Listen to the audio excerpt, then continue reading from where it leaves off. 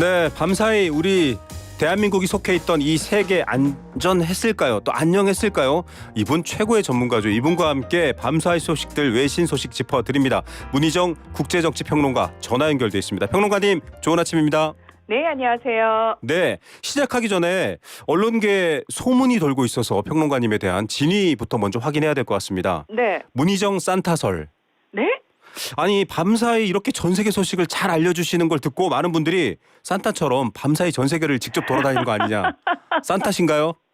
아, 요즘은요, 너무 실시간으로 전 세계를 앉은 자리에서 볼 수 있는 세상이 좋아졌거든요. 네. 그래서 돌아다닐 필요는 없고요. 저 오늘 사실은 새벽 3시에 일어나기는 했습니다. 우와. 예, 앉아서 전 세계가 제가 잠깐 잠든 사이에 어떤 일들이 일어났는지 다 살펴보고 있었습니다. 예, 청취자 여러분들 새벽 3시부터 일어나서 방 안에서 산타처럼 전 세계를 돌아다신 문희정 평론가님이 오늘도 세계의 소식들 산타의 선물처럼 여러분에게 이 아침에 아주 따끈따끈하게 전해드립니다. 첫 번째 소식 여쭤볼게요. 아니, 미국과 이란 네. 뭐 종전 협상, 양해 각서 뭐 길게는 안 갈 거야 말들은 넘치는데 연일 교전이에요. 이거 어떤 상황입니까? 자, 교전은 하지만요, 전면전으로는 가지 않는다가 이 핵심이라고 보시면 될 것 같고요. 예. 그러면 교전은 왜 하는 거죠? 자, 저희가 지난달에 양해각서가 체결이 될 때 많은 전문가들이 그 얘기를 했어요. 아니, 이 양해각서 내용 자체가 너무 모호하기 때문에 이 내용 자체가 제대로 60일 안에 네. 뭐 정말 구체적인 어떤 결과를 맺을 수 있는 내용으로 또는 종전협상으로 갈 수 있을까? 거기에다 의문을 표했거든요. 그렇죠. 그 내용이 모호하다 보니까 어쩔 수 없이 미국하고 이란이 각각 그 내용에 대한 해석을 또 다르게 발표를 하는 겁니다. 네.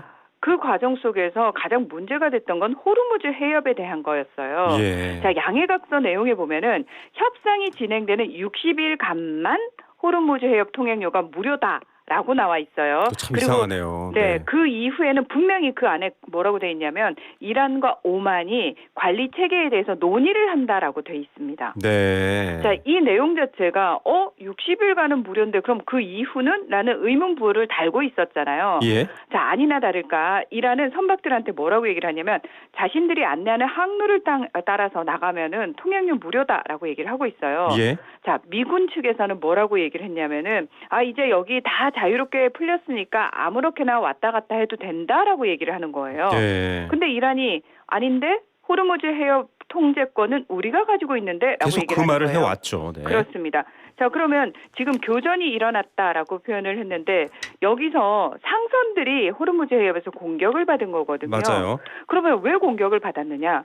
이란 측이 계속해서 이란 측이 그 안내하는 항로라는 표현을 했는데 네. 다른 선박들이 미군 측이 호의를 받아가지고 오만 쪽으로 붙어 나가다가 이란 네. 측의 공격을 받았다라는 겁니다. 예, 뭐 멈춰 있는 전쟁 상태도 어정쩡한데요. 네. 결국 호르무즈 해협의 통제권이라는 핵심 논제를 두고 아직도 그렇죠. 싸우고 있습니다.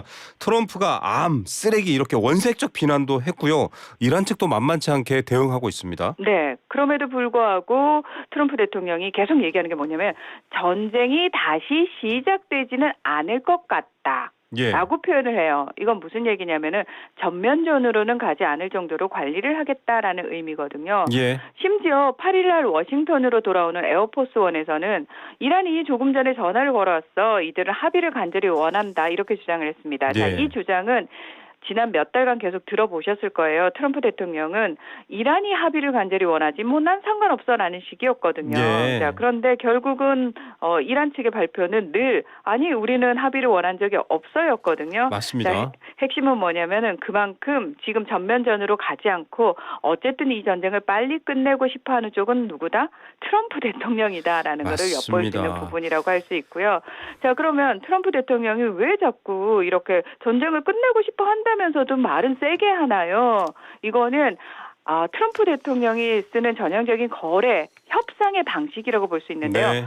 일명 미치광이 전략인 거죠. 그렇죠. 상대방을 아주 정신 못 차리게 강하게 막 흔들어 놓고 살짝 누그러진 목소리로 그러면 이거라도 할래? 그러면 상대방 입장에서 빨리 이거라도 해야 될 것 같은 느낌이 들잖아요. 네. 그 전략을 계속해서 쓴다라는 거죠. 이란을 몰아붙이면서 알겠습니다. 사인을 할 수밖에 없게 만드는 거죠. 예, 뭐 한반도에서도 내 핵 버튼이 더 커 이런 표현을 써서 난리가 난 적이 있었는데요. 이분 맞습니다. 방식을 다 이해한 것 같습니다. 어쨌든 나토 정상회의 뭐 우리 이재명 대통령도 가 있습니다만 귀국길에 올랐는데 네. 전용기를 갈아타요. 저는 이 경우 처음 봤어요. 네, 이게 뭐냐면은 원래 트럼프 대통령이 타고 다니던 그 구형 에어포스원이 있었어요. 예. 자, 그런데 지난해 카타르가 트럼프 대통령한테 6천억 원 상당의 항공기를 선물을 했어요. 예. 요게 또 작년에 굉장히 문제가 됐어요. 네네. 아니 이게 뇌물 아니냐부터 시작해가지고 트럼프 대통령은 아니 새로 어차피 구형 낡은 비행기 대신에 새 비행기를 사야 되는데 그거 미국 세금 들어가는 거 아니냐. 네. 미국 국민들의 세금 대신에 선물로 받겠다는데 왜 굳이 그걸 거부해? 라고 네. 얘기를 하는 거예요. 네. 그러면서 어쨌든 그걸 좀 1년 동안 열심히 뚝딱뚝딱 고쳤습니다. 그래서 네. 그걸 신형 에어포스원이라고 하는데 예. 자, 트럼프 대통령이 튀르키예 앙카라로 갈 때는 이 신형을 탔는데 돌아올 때는 갑자기 구형을 탔다라는 겁니다. 예. 그리고는 영국 밀드넌 공군 기지에서 예전 구형 신형 에어포스원으로 다시 갈아탔다라고 하는 거죠. 자, 그러니까 뭐지?